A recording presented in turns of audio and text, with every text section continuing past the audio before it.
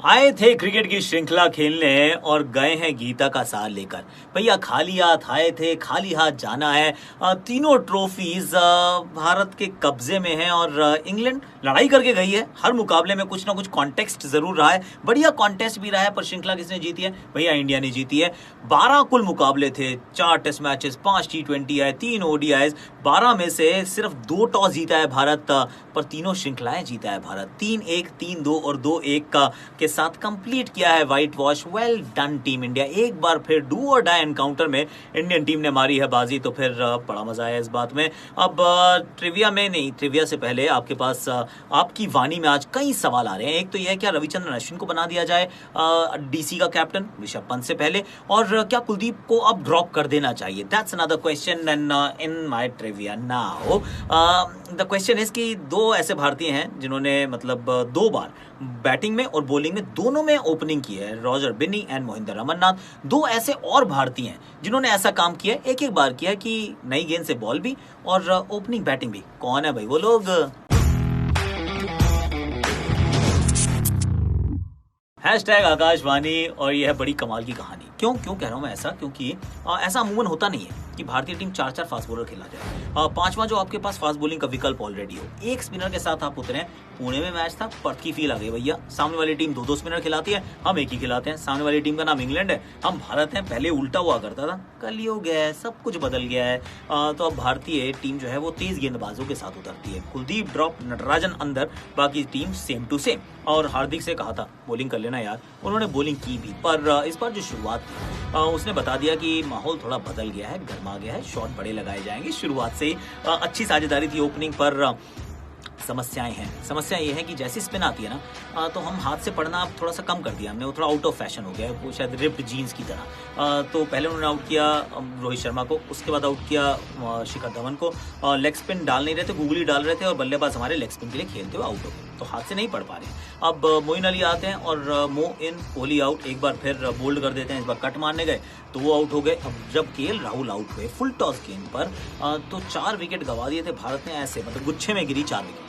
अब जानती हालत में अब कैसे पहुंचोगे आप 350, 370, 390 के लक्ष्य तक?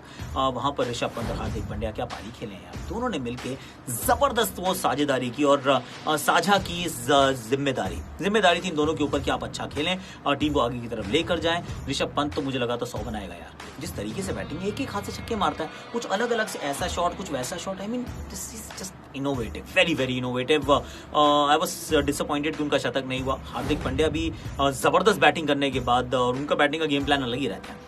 मुझे तो लगता है 6 नंबर बहुत नीचे बैटिंग कर रहे हैं। जितनी अच्छी बैटिंग करते हैं ना, इनको और ऊपर बैटिंग करा सकते हो, पर जगह कहाँ है बॉस? यहाँ तो अभी कोई श्रेयस अय्यर के लिए जगह नहीं मिल रही, ऐसा प्रतीत होता है। फिट हो जाएंगे तो कहाँ खिलाओगे आप उनको? That's the incredible depth in Indian cricket.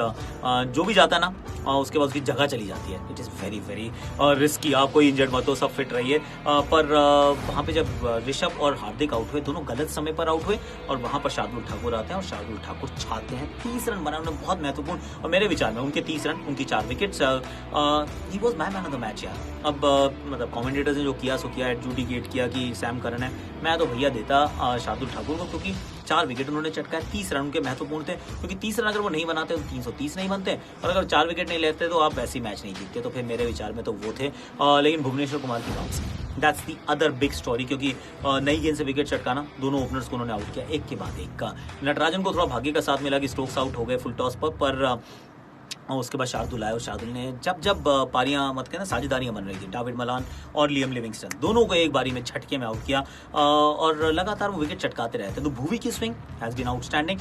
Shardul Thakur 4 wickets. End में जरूर सैम करन ने मैच में बहुत रोमांच लाया कि अकेले मतलब सिंगल हैंडेडली उन्होंने क्या बैटिंग किया। मतलब भारतीय गेंदबाजों ने चक्रव्यूह बनाया था, और करण इस जो करण नहीं है, करण है, वो इस चक्रव्यूह को भेदने में ऑलमोस्ट समर्थ हो गए थे।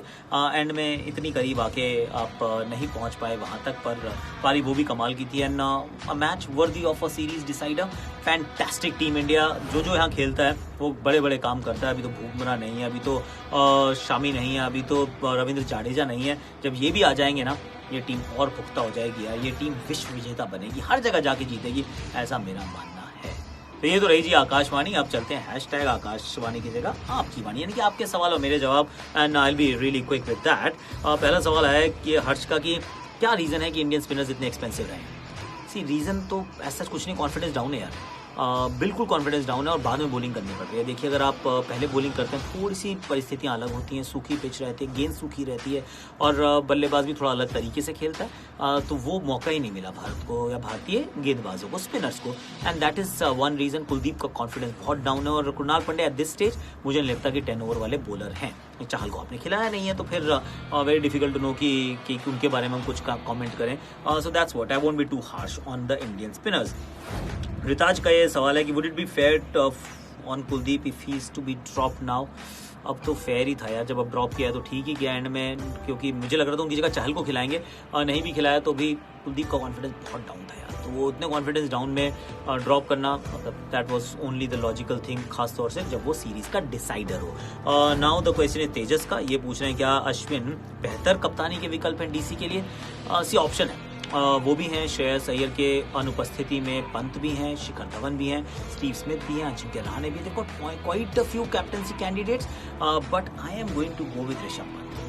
सिर्फ अश्विन का थोड़ा फिटनेस का इशू रहा है पिछले, अगर हम आईपीएल में देखें तो भी उन्होंने कुछ मैचेस मिस किए थे।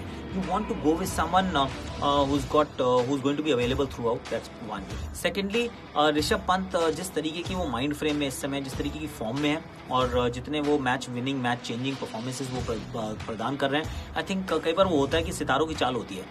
वैसे तो उन्होंने कप्तान बनना नहीं था, लेकिन शायद उनके कप्तान बनने से और बेहतर हो जाए उनका प्रदर्शन, if it is possible that is, और डीसी जो है फाइनल में इस बार पहुंचे नहीं, जीत भी जाए। I will go with Rishabh Pant and not Ravichandran Ashwin, क्योंकि अगर अश्विन से पहले तो मैं शिखर के पास चला जाऊंगा, क्योंकि he is also another senior guy who really likes to lead as well, तो दैट स्पॉइल्ड फॉर चॉइसेस, होता है यार। So this is it, that was आपके सवाल मेरे जवाब, एंड नाउ द ट्रिविया।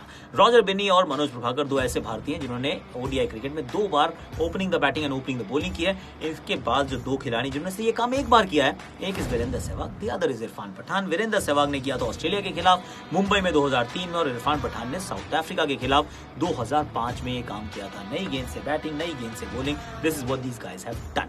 आज के लिए इतना ही, टेक केयर, बाय बाय। कल फिर आऊँगा जाते जाते आपके शॉट्स, मेरी आकाशवाणी, और तालियां बजाना। Have a very happy and safe Holi guys. नीला ज़्यादा इस्तेमाल करना क्यों, क्योंकि इस देश पे तो भारतीय टीम ने ना नीला रंग अब चढ़ा दिया है, होली में एकदम रंग ना बढ़िया कर दिया। हल्का सा आगे बढ़े और back foot drive, beautiful my friend.